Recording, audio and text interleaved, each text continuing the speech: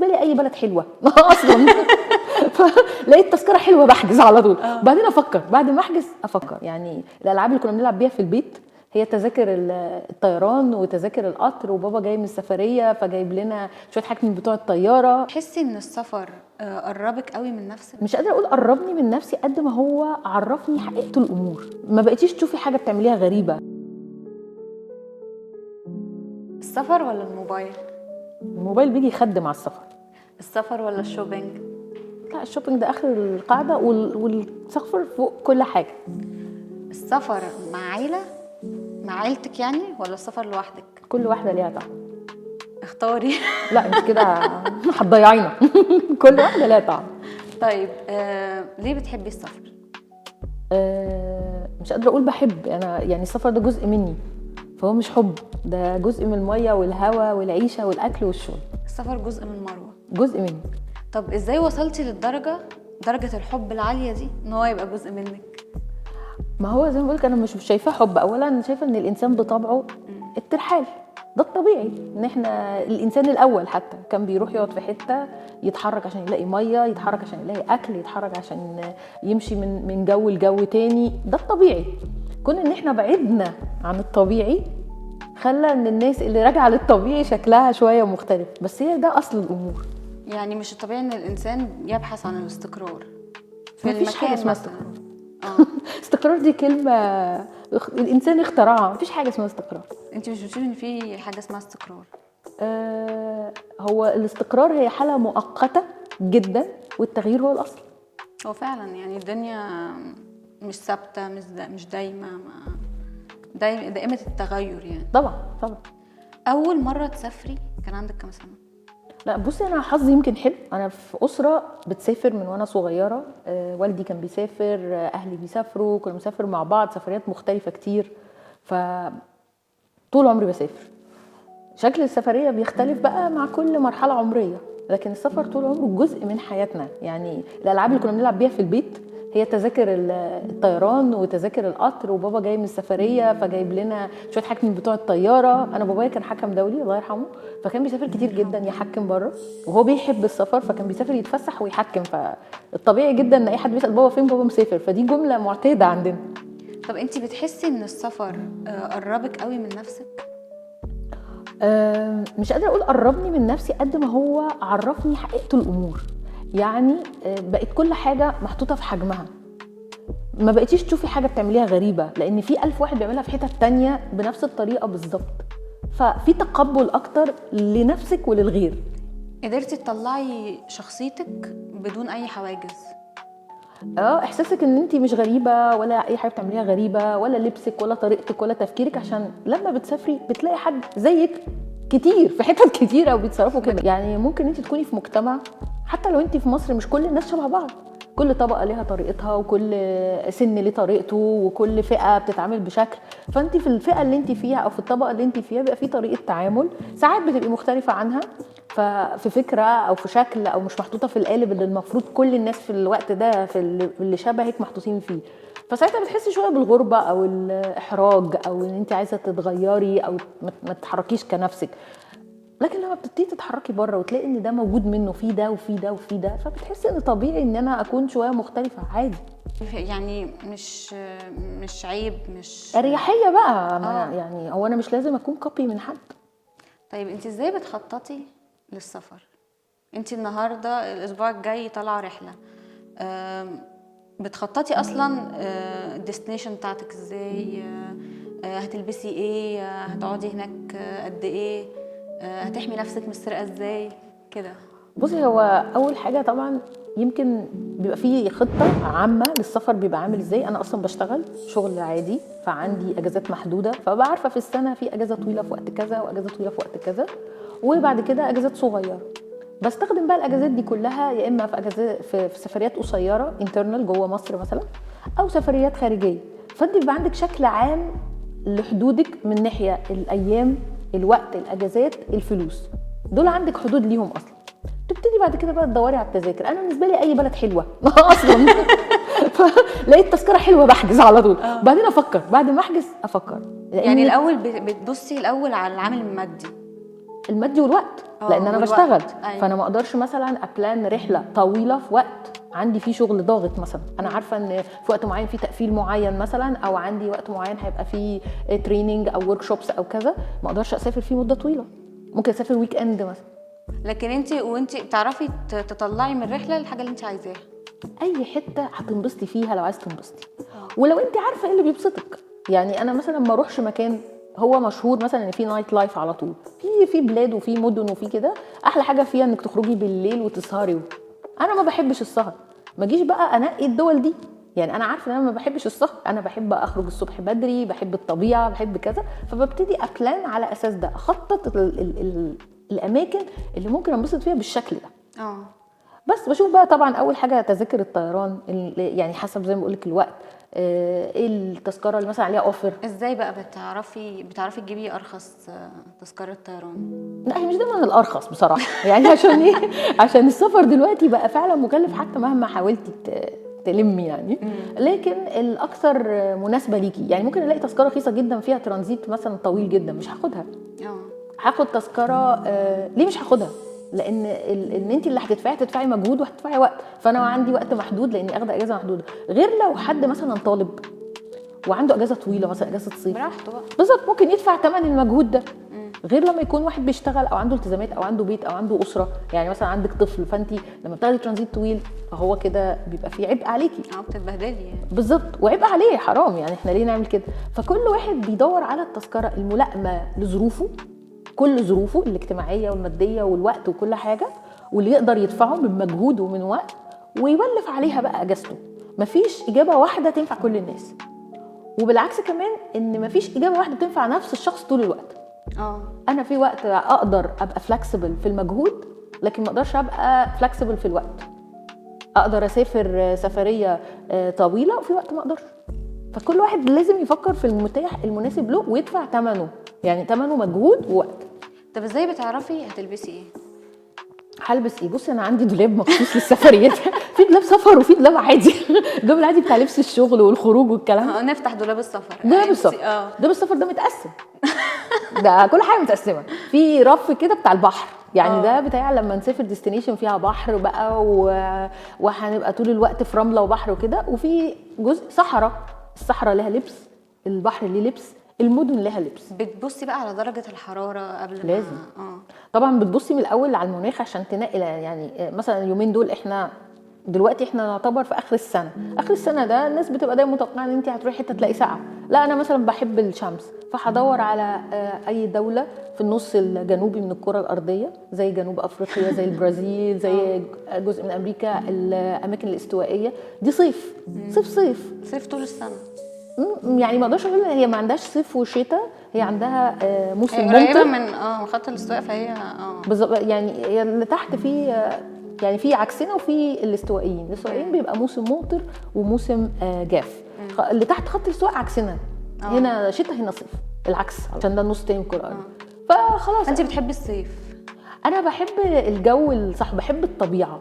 فانت لما بيكون الجو شتاء قوي وساقع قوي ما بتبقيش قادره تستمتعي بالطبيعه طول الوقت. ممكن تنزلي تعملي سكينج، ممكن تشوفي التلج مره مرتين، بس ما بيبقاش مثلا اسبوع بقى كل يوم هتنزلي تمشي في التلج، فاهمه؟ لا ما فيش. يعني الموضوع بيبقى متعب، واحنا كمان كناس مش عايشين في حتت فيها تلج بيبقى تكيف جسمنا مع التلج صعب.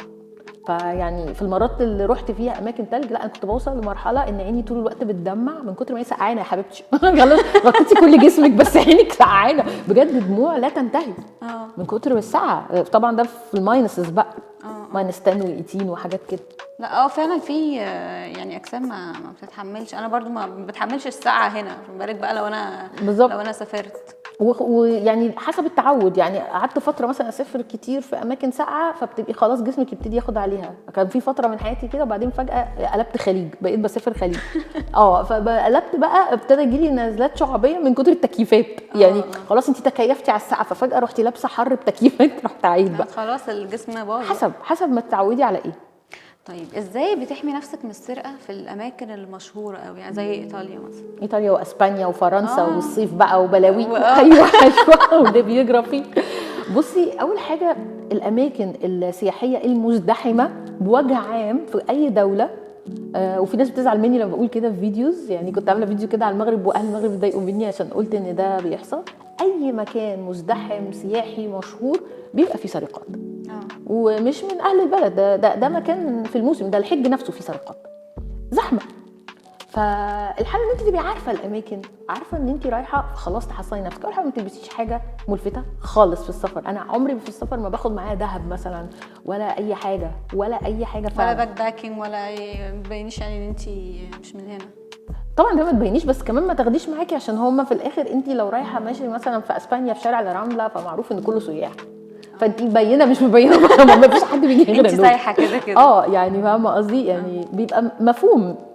فالفكره ان انت ما تبقيش لابسه حاجه فاليبل، يعني ما تلبسيش ساعه غاليه، ما تلبسيش مجوهرات، ما تبقيش يعني مش شكلك مش ملفت في الشارع.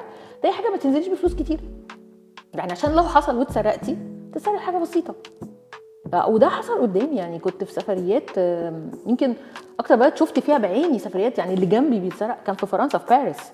انا كنت راكبه مره مترو وجاء حد قاعد جنبي وواقفين في محطه، وقبل المترو ما يقفل ب5 ثواني واحد نط من بره دخل شد الشنطه من اللي جنبي، كان واحد راجل سحب شنطته قطعها ونط تاني من المترو وهو حاسب بالثانيه، لانه وهو بينط الباب بيقفل. فمحدش لحقه، ده يعني متمرن في ثانيه وهو يعني الراجل قاعد جنبي كده على طول. فكانت طبعا خضه جامده.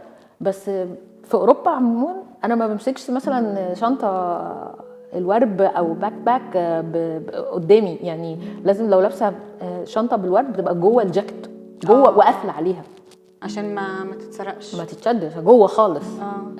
باك دي انا يعني هنحط فيها ولا حاجه مش بنشيلها اصلا، خدوها بقى براحتكم. لا ما بشيلش انا في باكس وكده، يعني في الاماكن اللي كده. غير بقى لما بتروحي حته تانية يعني بتبقي عارفه بقى المكان ده فيه قلق. يعني بقول لك باريس دي انا شفت فيها اكتر من مره سرقه، دي كانت اقرب مره ليا، بس كان مثلا شفت 3-4 مرات سرقات قدام عيني. فموضوع مرعب. في امريكا مثلا في الشارع موضوع سوبر مرعب، الهوملس والناس والسرقات وكده مرعبه بالليل. في البرازيل مثلا في شوارع انت ماشيه في الشارع لغايه حته معينه، لو طلعتي سلمتين انت رحتي خالص انت باي باي كده. فده بقى بنقرا في فورمز قبل ما نروح، بنشوف ايه الريد فلاجز في البلد، اي حاجه سيكيورتي تيبس لازم تقري الريد فلاجز والقوانين بتاعت البلد قبل ما تسافريها. طبعا يعني المؤمن كيس فطن. لازم الوضع عامل ازاي، لازم أأمن نفسي. طبعا، لان في دول فيها حاجات خطيره. يعني احنا حتى يمكن احنا في مصر في اماكن نقول مثلا قلق مش عارف، لا في بره حاجات اضعاف اللي موجود في مصر. في دول فيها حاجات مرعبه ومش بتفرق دولة عالم اول من دولة عالم ثالث. في عنف في اجرامي في اماكن، وهي ما بتبقاش البلد، بتبقى دايما احياء مدن كده يعني. طيب انت قابلتي حد قبل كده كان بيخاف من السفر؟ كتير. طب كتير. ناس كتير بتخاف من السفر. ليه بقى؟ علشان الناس بتخاف من اللي ما تعرفوش، هي رايحه للمجهول بالظبط. هي بلاك بوكس، كل ما يبقى عندي معلومات اقل كل ما اخاف اكتر، كل ما يبقى عندي معلومات اكتر كل ما الدنيا نورت، البوكس نور. يعني انت اي حد بيخاف من السفر تنصحيه ان هو يتنور؟ بالظبط. يعني تلاقي حد مثلا بيقول لي انا بخاف جدا اركب طياره، وده كتير قوي على فكره. الناس اللي بتخاف دي على مستوى العالم من الطيران كتير قوي. طيب انت تعرفي كم حادثه طيران حصلت السنه اللي فاتت؟ طب ما تبصي على الرقم، شوفي كم رحله طلعت وكم حادثه حصلت. طب الحوادث اللي حصلت دي فيها كام واحد جربوا مثلا حاجه؟ طيب انت تفتكري ايه اللي ممكن يحصل؟ هي الفكره ان احنا نinvestigate، يعني نبتدي نفهم احنا خايفين من ايه، نسال الاسئله الصح، ناخد معلومات. كل ما بتاخدي معلومه عن حاجه كل ما بتنور معاكي، بتفهميها اكتر. زي ما كنا بنتكلم كده على الدول الخطر، بس اوعوا تروحوا جنوب افريقيا، اوعوا تروحوا البرازيل، اوعوا تروحوا لبنان. يعني بتلاقي بلاك بوكس على بعض. طب هو الغلط فين؟ الحته المرعبه فين؟ طب القلق منين؟ بيجي في ايه؟ بيحصل ايه ارقام الجرائم؟ هو ده الاهم حاجه. طبعا في بنات كتير بقى بالذات يعني مع الاستيريوتايبنج والكلام اللي بيتقال دايما بيبقوا مرعوبين يخرجوا من البيت، بالذات البنات. متخيلين دايما ان الجريمه مستنياهم بشكل او باخر. وهو يعني بوجه عام في معظم الدول، في الدول بالذات السياحيه والمدن السياحيه بيبقى فيه سيكيورتي عاليه عموما. واي دوله او مدينه فيها جريمه بتبقى الجريمه اللي فيها من كل الانواع. يعني ما بيبقاش مثلا مدينه معينه بتعمل جرائم للبنات، هو مش بيحصل كده. او بتلاقي مدينه معينه منتشر فيها الجريمه سواء لولد او لبنت، we need to understand، محتاجين نفهم ونسال ويبقى عندنا معلومه. ساعتها مش هنخاف اكتر. بالظبط، ساعتها مش هنخاف، ساعتها هنخاف من الحاجات الحقيقيه وهنعرف نحمي نفسنا منها. في مقوله بتقول ان العالم كتاب واللي ما سافرش قرا صفحه واحده بس، ايه رايك بقى؟ طبعا ده اكيد يعني، او ما قراش حاجه، خد اول سطر بس. طب ليه؟ طب ما انا بصي، كاننا مثلا هنسافر ايطاليا، هروح اكل بيتزا، هغير جو، هرجع هقابل شويه ناس بتتكلم ايطالي. طب انا رجعت ايه بقى اللي انا فين الصفحات اللي انا قريتها؟ هي الفكره مش ان انت بتروحي تاكلي بيتزا او كده، ده كده هنعمله، بس وانت بتعملي الحاجات دي. يعني هقول لك حاجه بسيطه واحنا بنحكي السيناريو ده، انت طبعا بتعدي على مطار في جنسيات كتير وانت رايحه لسه ايطالي ما وصلتيش، اتيتيود الناس وطريقتهم في التعامل وازاي الحاجات بتتعمل بتخش من عينك لمخك. انت في حاجات بتتغير جواكي طول ما انت شايفه حاجه غير المألوف اللي انت متعوده عليه كل يوم. يمكن مش هتيجي تقولي انا 1 2 3 اتغير، بس تبقى بعينيكي شايفاه. يعني مثلا في ايطاليا لما دخلت عادي كلت بيتزا ودخلت اغسل ايدي، فالحنفيات في معظم المحلات في روما مثلا بتدوسي عليها برجلك، ما بتفتحيش الحنفيه بايدك، بتدوسي زي الطياره كده، بتدوسي تحت فالميه تنزل عشان التلوث. بصي الفكره بقى، انت دخلتي كلتي بس حسيتي بان في فكره، حسيت بحسره. ايوه بس الفكره على فكره هي قديمه، دي محلات قديمه مش محلات جديده، يعني دي فكره حسرة قديمه اكبر يعني. فانت تحسي لا في فكره جات لك في لحظه وممكن تكوني بتفاجئي ايه ده وخلاص وعديتيها، بس دخلت مخك وخليتك تفكري للحظه ايه ده عشان التلوث، ايه ده عشان العدوى. ان انت مثلا تجيبي من محل بيتزا مثلا بتقيسي بالجرام وتنقي اللي انت عايزاه بس تقيسي بالجرام، فانت ساعتها بتفكري للحظه انا باخد اللي انا محتاجاه بس، ما يهمنيش بقى ده بيقول عليا ايه بالظبط. انت عارفه مثلا لما تسافري افريقيا، في دول في افريقيا في غرب افريقيا غير خالص شرق غير جنوب افريقيا، كل بلد فيها تلاقي الست او الراجل الاسره ماشيه شايله الطفل بشكل، يعني هتلاقي منهم ناس عيب جدا الراجل يشيل ابنه، عيب جدا بيبي ده لازم امه اللي تشيله. وفي بلاد تانية لا، ما يصحش ان الست تبقى ماشيه شايله وجوزها جنبها، لازم هو اللي يشيل الاطفال. وبعدين بقى تشوفي شايلينه ازاي، في منهم ازاي ما تشيلوش في قماشه كده قدامها، دي ست ما عندهاش قلب. في بلاد تانية ازاي ما تشيلوش على ظهرها تبقى سنداه، دي ست ما عندهاش قلب. فاهمه قصدي؟ فانت بتسافري تشوفي ده وانت ماشيه في الشارع، فبتعملي اللي انت عايزاه بقى.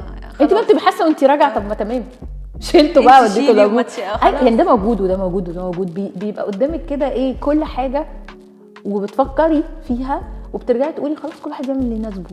بس انا بحس ان التجربه ممكن تبقى اقوى لو انا احتكيت قوي بالناس. يعني مثلا لو انا سافرت الهند قعدت في شقه مع عائله هنديه، لبست لبسهم واكلت من اكلهم والكلام ده، وشفتهم هم بيتعاملوا ازاي، بيطبخوا ازاي، بيهندلوا امورهم ازاي، غير لما انا انزل في اوتيل لوحدي مثلا.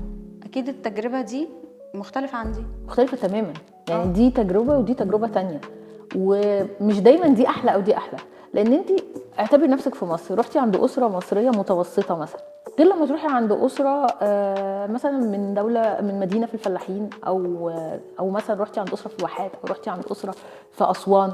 كل واحد برضو بيبقى ليه طبع، فكل تجربه ليها شكل، والدول كلها كده يعني فيها طبقات وفيها اختلافات. لكن فكره ان انت تبقي مع حد لوكال من المكان دي بتنريتش قوي التجربه.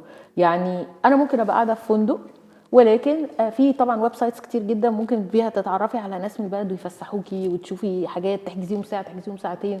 بجد زي ايه اسمهم ايه؟ في مثلا عندك شو اراوند مثلا، ده انا بحبه مثلا بستخدمه دايما، تقدري تبوكي ناس تنزل معاكي وتوريكي حاجات، وكل واحد بيبقى موضح هو بيحب ايه. ده بيحب الرياضه واخد ريتنج الناس قايله عليه ايه، ده بيحب الرياضه، ده بيحب السايت سينج، ده كذا، فهيوريكي كل اماكن الاكل، ده هيوريكي كل اماكن الرياضه، ده هيوريكي كذا. وحد من البلد او لو حد من صحابك او صاحبك، يعني بيحصل كده برضو، نقابل حد نعرفه فبتبتدي تشوفي البلد بشكل مختلف، حتى لو مش ساكنه مع حد بس تقدري تتعرفي. في ناس بتحب تقعد في هوستلز مثلا، هوستلز بيبقى فيها ناس مختلفه من جنسيات مختلفه، فبتبتدي برضو تتعرفي على حاجات مختلفه، بتتحركوا مع بعض. يعني في طرق كتير قوي ان انت تعرفي البلد باشكال مختلفه، مفيش واحده احلى من الثانيه، كل حاجه ولها تجربتها. انت بتحبي تسافري لوحدك ولا مع شركه سياحه؟ انا عمري ما سافرت مع شركه سياحه صح اصلا. حسيت عمري مش عشان حاجه، يمكن علشان اول حاجه وقتي محدود، لان زي ما بقولك انا بشتغل طول عمري بشتغل، فوقتي بيبقى محدود، فببقى عايزه اعمل حاجات معينه. يعني ممكن البلد يبقى فيها 7 معالم مهمه جدا، انا هلاقي منهم 3 دول المناسبين ليا، وهتعملي حاجات تانية. او مفيش وقت. هاجي مثلا الناس بتيجي تقعد فيها اسبوع، انا مضطره اقعد 3 ايام مثلا. فانا بنقي انا عايزه اعمل ايه. فصعب قوي ان انت تبقي مسافره مع شركه سياحه وملتزمه بالبرنامج ويعملوا لك الكلام ده. الحاجه الثانيه ان انت في حاجات جوه الدول ايا كان انت مسافره فين، حتى جوه مصر لو انت مسافره الاقصر واسوان ولا شرم الشيخ ولا سيوه ولا كده، بتحتاجي لازم حد من شركه سياحه او منسق سياحي، يعني سواء بيشتغل لوحده او مع شركه يساعدك فيها. يعني انت مثلا مش هتطلعي رحله سفاري لوحدك في عربيه 4x4، مش هيحصل، مش هينفع. لازم يكون حد بيساعدك، يبقى في جروب وبتطلعي معاه، عشان يحميكي برضو، انت ما بيضحكش عليكي. هي غير الحمايه، هو اصلا ده ما ينفعش. يعني عربيه بتاخد مثلا 5 افراد او 6 افراد، مش هتاخديها لوحدك. وبعدين رحله محتاجه عدد، رايحين نعمل ساند بوردنج مثلا، ما هو ساند بوردنج هتروحي تبوردي لوحدك، ما لازم ناس. فهي فكره ان انت ايفنتشولي لازم هتحتاجي شركه سياحه في حاجات اللي ما ينفعش تعمليها لوحدك. لكن ده انا بعرف اعمله جوه البلد نفسها، يعني مش ببقى محتاجه من بدري ان انا وانا في مصر مثلا اروح شركه سياحه عشان تنظم لي. بالخبره بقى بقيت بعرف ادور ازاي واحجز ازاي. عايزه اعمل رحلات معينه بشكل معين، زي في تايلاند مثلا، خلاص في شركات اوريدي هناك وفي اونلاين بوكينج وكل حاجه. فشركه السياحه لا غنى عنها تماما، بس هتاخديها end to end يعني من الاول للاخر، ولا هتاخديها في الحاجات اللي محتاجه يكون معاكي ناس او محتاجه شركه سياحه تنظمها لك. في حاجات ما ينفعش اقف تنظمها. واعتقد برضو ده بيختلف، هل انت عندك خبره في السفر قبل كده ولا دي اول مره تسافري، او بتعرفي تدوري، لان برضو هي الخبره بتيجي يعني طبعا اعظم حاجه ان انت تبقى عندك خبره، بس احنا مش بنيجي الخبره من اول ما بتسافري، بس ممكن تكوني عندك صبر التدوير وصبر البلاننج. يعني زمان مثلا كنت قبل ما اروح، لغايه دلوقتي والله، بس يمكن زمان اكتر كمان، كنت قبل ما اروح اي دوله اقرا كل حاجه اتقالت عنها في اي جروب، في اي بلوج، في اي كتاب. كنت بقعد اذاكر الدوله قبل ما اروحها. يمكن دلوقتي كمان الموضوع بقت اسهل. انت عندك شغف بالسفر. انا بحب البلاننج يمكن اكتر من السفريه نفسها، يعني ان انا اظبط ان انا رايحه وبحضر، ببقى اكسايتد اكتر يمكن وانا جوه السفريه، لان ايوه حاجه يعني عارفه انت حاجه حلوه جايه، بعدين لما بتروحي طبعا بتنبسطي، بس بيبقى في قبلها كده هاله من الانشكاح. وهعمل ايه في هنا، وهروح المطعم الفلاني. صحيح انت بتحبي ان انت تخططي هتروحي مطعم ايه وكده، ولا بتسيبيها؟ بصي يعني مش بخطط بنسبه 100%، ببقى عامله زي فريم ورك. يعني بقول مثلا ان انا هقعد 3 ايام، فمنهم يومين هروح مطعم فانسي في منطقه كذا، منهم يوم هاكل في البيت، منهم يوم هروح مكان معين طول اليوم فهاكل فيه كده. يعني تبقى بشكل عام هعمل ايه، لكن تفاصيل اليوميه كل يوم بقى بيوم او قبلها بالليل ببقى محضره بكره هعمل ايه. بس عندي شكل للسفريه من قبل ما اطلع، وعارفه ايه هي الاماكن مثلا بيع الاكل الحلال وكده. يعني بيبقى زي ما بقول لك في حاجات كتير. الناس دلوقتي اصلا الانترنت ما خلتش حاجه لحد، في ريسورسز رهيبه اكتر من اي وقت. احنا زمان كنا بنخطط بالمنافله، دلوقتي اصلا انت قاعده كده على السرير بتسكرولي بتعرفي كل حاجه قبل ما تروحي. دي حقيقه، يعني لدرجه ان انا ساعات قبل ما اروح المكان ببقى عارفه الحتت اللي الناس هتصور فيها فين، الفيو بوينتس بتاعته واماكن التصوير. بروح ادور على مكان التصوير، خلاص انت عارفه الناس قتلت كل حاجه بحث. خلاص ما فيش. انا عايزه يا جماعه السلم اللي الناس اتصورت عليه في المكان الفلاني، بروح ابص ما لقيتوش بروح ادور عليه. انت متخيله؟ خلاص بقى الموضوع بقى يعني سوبر فيجوال، بقى سهل جدا انك تخططي اكتر من زمان بكتير. بتشوفي ازاي السفر بيأثر على الحاله النفسيه؟ لا بيأثر طبعا بالايجاب وبالسلب. نبتدي بالايجاب. بالسلب ممكن طبعا في ناس طبعا في ناس كتير بيتاثروا بالسلب كمان. بالسلب بقى نبتدي بالايجاب يا بنتي. لا هي في ناس طبعا اول ما بتبتدي تسافر، لان كلنا بنحلم نسافر الدول الكبيره الفخمه الضخمه، امريكا اوروبا اللي هي يعني اعلى دول في العالم.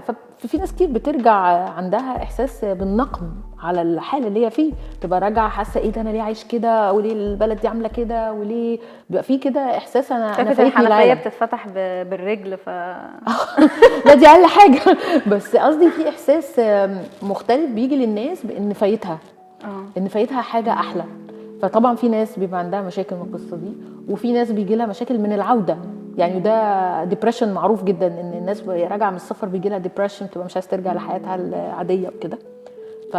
ففي طبعا. ازاي بقى بتتعاملي مع الديبريشن ده؟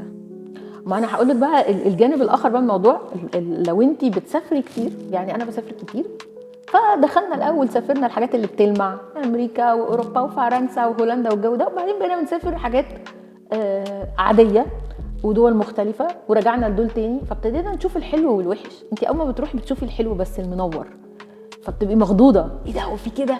انا اول مره في حياتي سافرت وانا كبيره السويد، جالي صدمه، يا جماعه احنا مش عايشين، لا لا لا اللي بيحصل هناك ده مش كل حاجه سهله وواضحه، كل شقه عندها ويب سايت لوحدها. الكلام ده من 20 سنه، كنت اول مره اشوف الكلام ده. عندها ويب سايت فيه كل حاجه عن الشقه، وتركبي ايه لو عايزه تروحي حته، والميه مش عارفه بتاعتك تكلفتها كام، والكهرباء تكلفتها كام، الزباله متقسمه بالالوان. كنت عندي صدمه، كانت عندي صدمه. تحري بقى. وبعدين محطه الباص بقى بالال سي ديز، الكلام ده من 20 سنه. 20 الال سنة؟ سي ديز فاضل دقيقه على الباص، وفاضل نص دقيقه وبيجي فعلا لا بصي كنت مصدومه.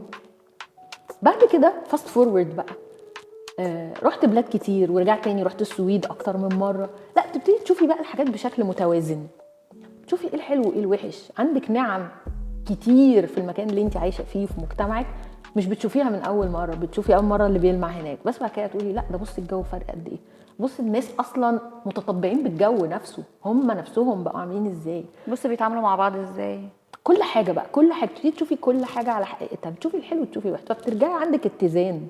بعد ما بتشوفي اكتر، بعد ما بتشوفي البلاد دي اكتر مره وبتشوفي غيرها، فبتبتدي تشوفي بقى، تعدي نعمك كده وتحمدي ربنا، وتعرفي ان محدش واخد كل حاجه.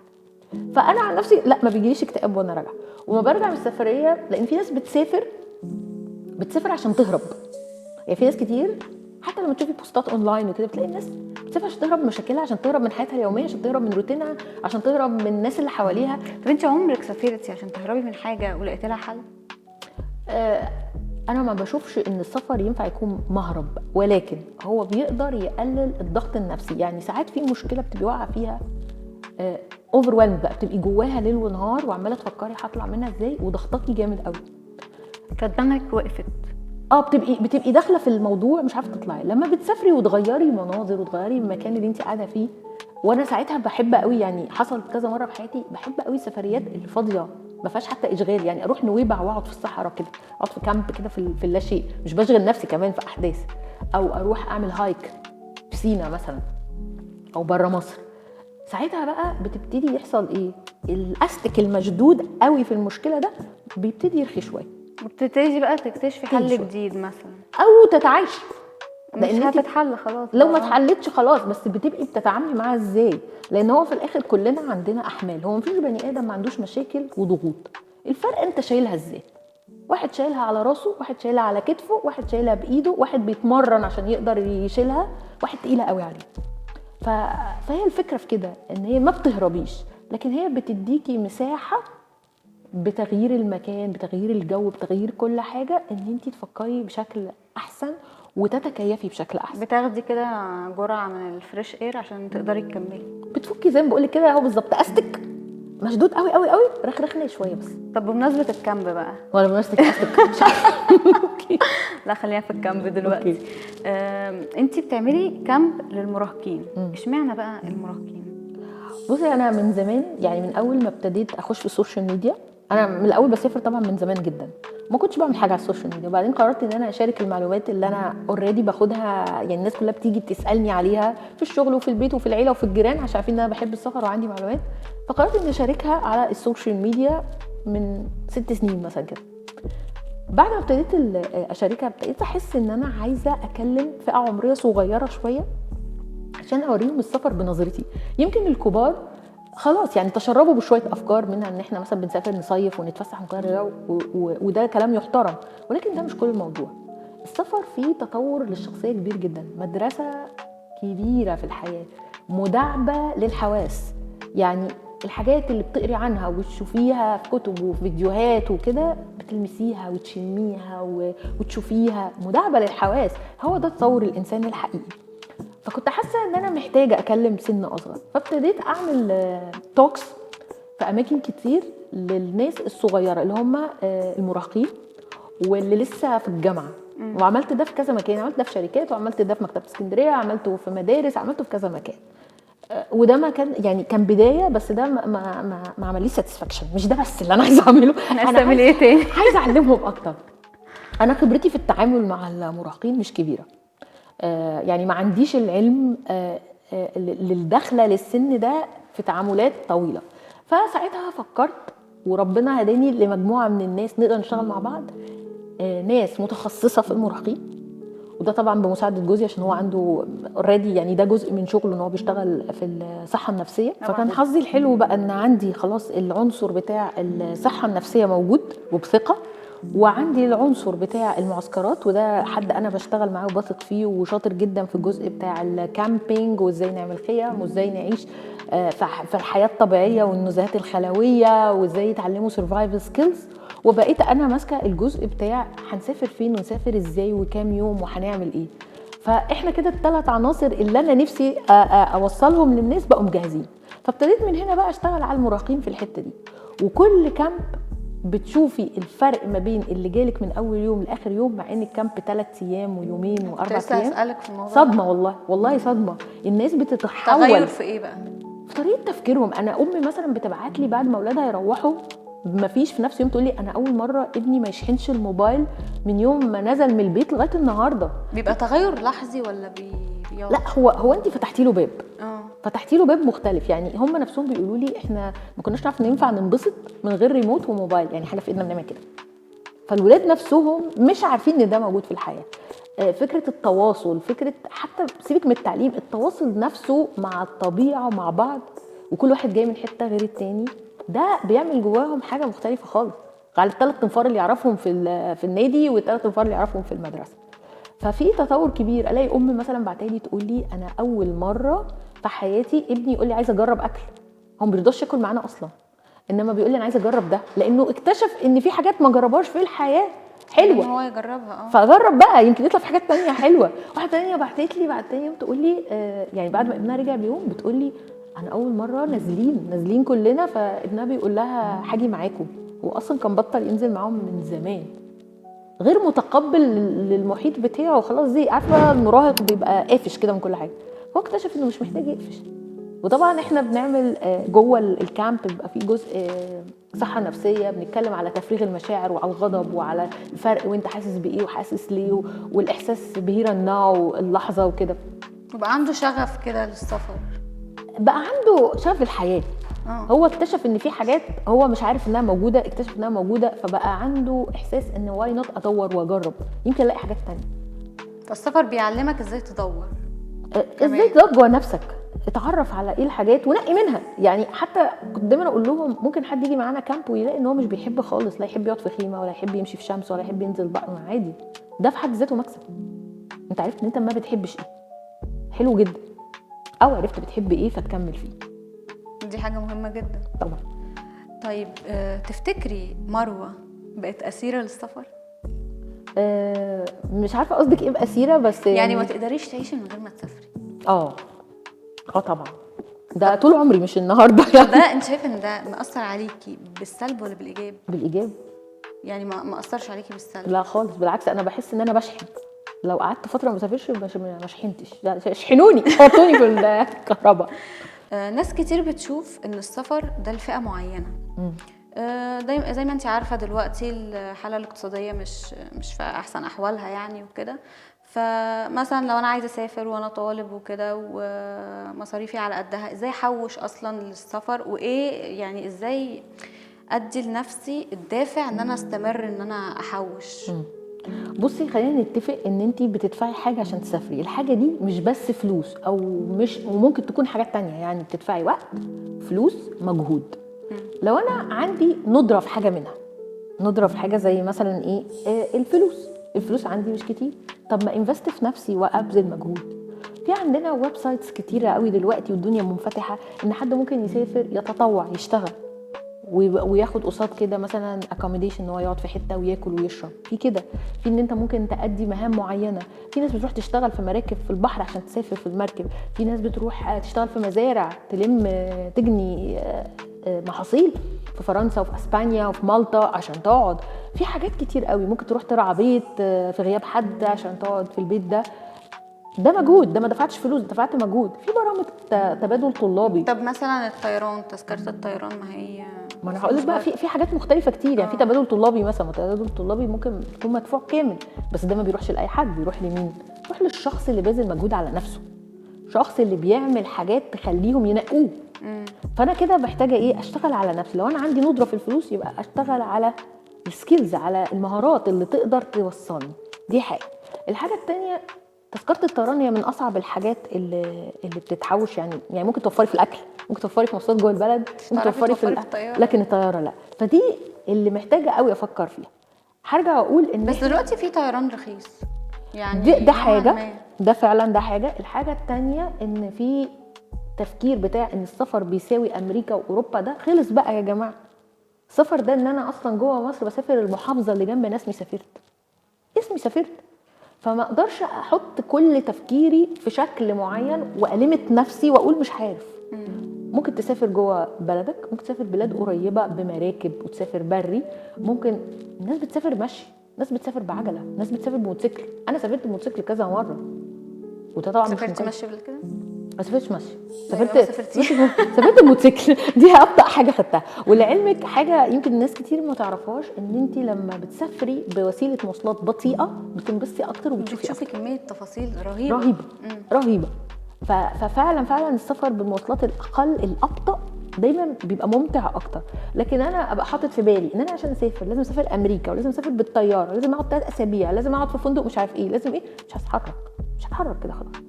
احنا لو اتكلمنا طبعا، احنا لو كملنا كلام عن السفر هنقعد ليالي وسنين مع حد عنده شغف كبير جدا بالسفر زي باشمهندسة مروة. انا حاسه ان انا دلوقتي بقى عندي ايمان بمقوله ان اللي ما سافرش هو فعلا قرا صفحه واحده بس من كتاب هو يستاهل ان انت تدفع فيه فلوس وتبذل مجهود عشان تقراه. حلقتنا النهارده خلصت من أسير، واشوفكم في حلقه جديده.